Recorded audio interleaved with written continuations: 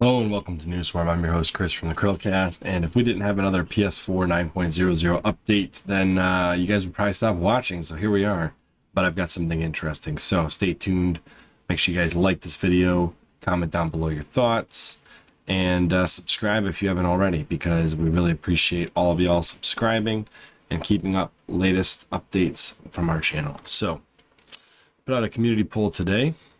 What do y'all want to know about? News Swarm, hashtag News Swarm. So here we go. Rank some games already, 16%. What happened to Project RE Fantasy, 16%. What is going on with Metroid Prime 4, question mark, 5%. Another PS4 9.00 update video, 43%. And then right behind that is the Xbox backwards compatibility program update, question mark, 21%. We will probably cover the Xbox backwards compatibility program update on Friday. It's interesting, to say the least, but obviously all y'all want to know about what I have found out about the 9.00 update video. So let's get into it. It's not necessarily good, but it's interesting. So here we go. The PS4 9.00 update video is as follows. There's no update from Sony, which is prompting me to get less and less apologetic and more angry with the way that they're handling the situation. So what I want to point out to all of you guys is if you have issues with your PlayStation 4 9.00 update, I'm going to link you guys to this page in which Sony announced the PS4 9.00 update. And what I didn't know before, but now I know now, is that there are comments below this post. Now, the quickest way to get Sony's attention and the quickest way to get news outlets talking about the 9.00 update is to leave a comment on this article. Let's flood this article with comments about the issues you guys are having, the 9.00 update. Make sure that Sony hears exactly the issues you guys are having so that they can't ignore it any longer on Twitter with the Ask PlayStation account or with the PlayStation 4 support page. No.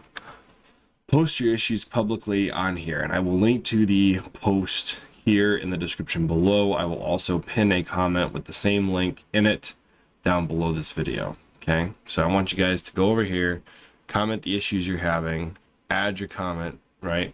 And remember this, like, Sony has your information for your PS4, so at least be polite, but at least explain to them, hey, this is what's going on with my PS4 after the 9.00 update, and continuously ask the same question: when will you patch the PS4 9.00 update to fix the issues you have introduced with this update? So that's what I want you guys to do, something along those lines. Make sure we continuously use the same verbiage so that Sony recognizes that there is an issue introduced with this update and we want answers. Okay, now there is precedent for this. All right, this is something I had to dig for, so I want to point this out to you guys. The PS3, Sony was sued multiple times over the PS3, but this one's interesting. Sony was sued over the PS3 update that's supposedly bricked consoles. Okay, so here's this from 2009. Sony had to face a class action lawsuit claiming the company's latest firmware was bricking the consoles. So it says firmware and software updates tend to make this generation console owners more than a little skittish when they first become available for download. It makes sense. Nearly every time an update comes out, news stories spring up across the web about a number of consoles that have been bricked by the new software. History seems to be repeating itself with the PlayStation 3 v3.00 firmware update, which was launched in September. After numerous reports of PS3 suffering hardware failures following the installation of the update, a class action lawsuit has been filed against Sony for the problems caused.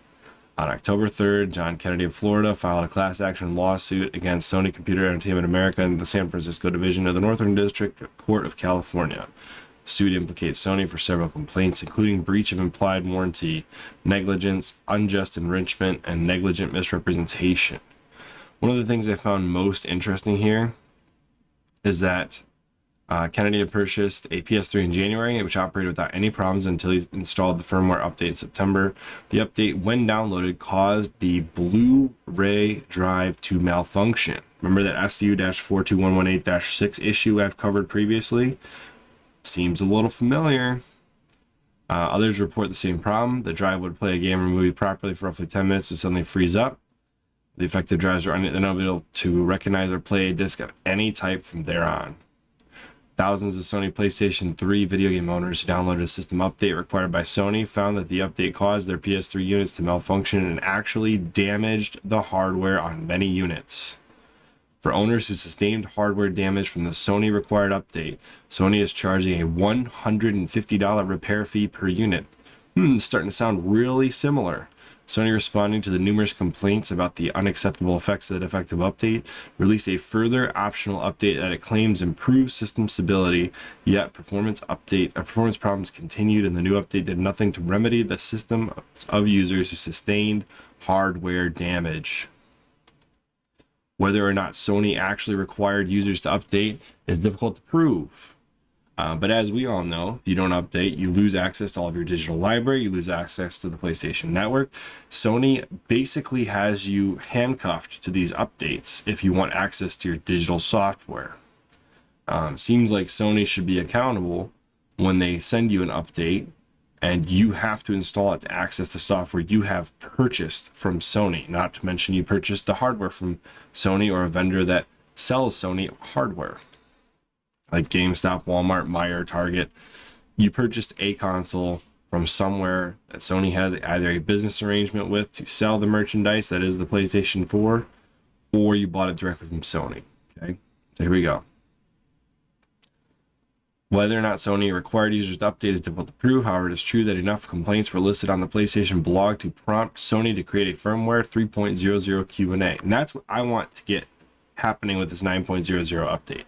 You guys can flood this conversation with enough comments about the 9.00 update issues.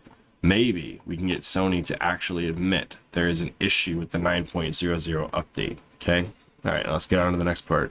Sony has yet to release an official response to the lawsuit, but the complaint seems to be doing an impressive job of convicting the company in the court of popular opinion. Sony customer service was trying to claim the hardware failures were coincidental issues. Doesn't seem to be sitting well with the general public, particularly because it's apparently costing consumers to cough up $150 to get the problem fixed. Whether or not this class action lawsuit would see the inside of a courtroom is difficult to foresee, but it could prove ugly for Sony if it manages to get there. I do believe in this case it was settled for about $4 million. I don't know how much the class action lawsuit paid out to individual PlayStation 3 users, but I do believe that there was some sort of settlement or payout. And basically, yeah, these lawsuits almost never see the courtroom. The companies almost always settle. They pay a lot less than what they should, but that's the nature of how these things work. So I think the best thing we can do is shoot for PlayStation, Sony to notice the 9.00 update is causing an issue and release something like this, which is what they did for the firmware 3.00 Q&A for the PlayStation 3 on September 8th, 2009, in which Sony said, many of you have been asking why we haven't responded to your complaints about last week's 3.0 update until now. Sorry it's taken us a while to get back to you. This is obviously an emotive subject, and there have been a lot of issues raised surrounding the release, so we wanted to make sure we could come back to you with a comprehensive response that answers your most frequently asked questions. So they didn't actually address the hardware issues or the class action lawsuit or any of those things, but they were forced to admit that there were issues with the 3.00 update, including that Uncharted was freezing with that update. And yeah, there was a lot of comments on this one, if I remember correctly. 823 comments. Now, if we can get something, more than that on here, because I think right now they're at like 400 something comments on this one.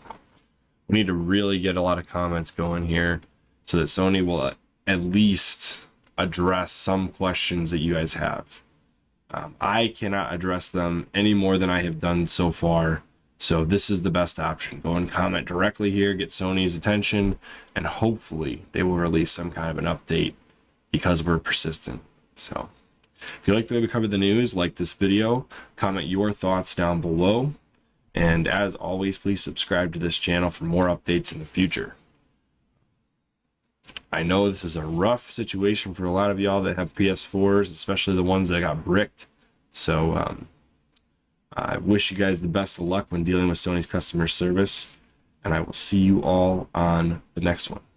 Bye, guys.